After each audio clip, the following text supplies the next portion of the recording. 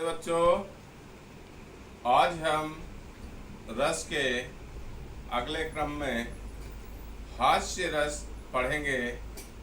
हास्य रस जिसके नाम से ही स्पष्ट होता है, हास्य जिसका स्थायी भाव हास है, प्रसन्नता।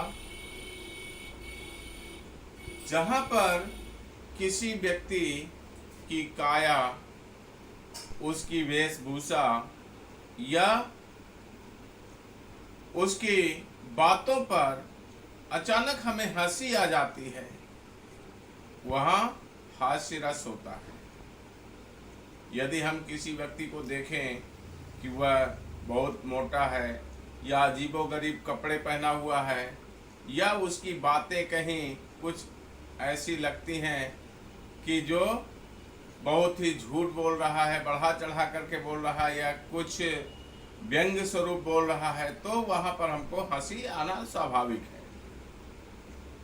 अब यहाँ पर इसकी स्पष्ट जो परिभाषा है वह यह है कि जहाँ किसी की काया, वेशभूषा या बातों पर हंसी आ जाती है, वहाँ हास्य रस होता है।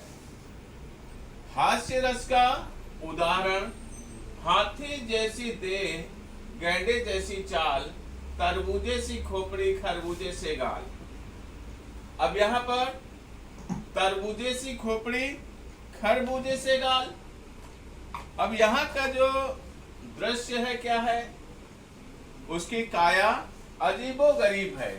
अब अजीबोगरीब काया को देख करके हमें हंसी आना स्वाभाविक है। स्थायी भाव हास है, आश्रय विकृत काया, विषय प्रसन्नता का भाव। अब जब हमारे सामने ऐसा कोई दृश्य होगा तो निश्चित रूप में हमें वहां पर हंसी आना स्वाभाविक है। इसी का दूसरा उदाहरण है, बुरे समय को देखकर गंजे तू काहे को रोए, किसी भी हालत में तेरा बाल नवाका होए। अब जिसके सिर पर बाल नहीं है, उसका कोई बाल बांका क्या कर सकेगा। यहाँ हंसी आ रही है कि उसके सिर पर बाल नहीं है, व्यक्ति गंजा है, इसलिए उसके ऊपर हंसी आना स्वाभाविक है।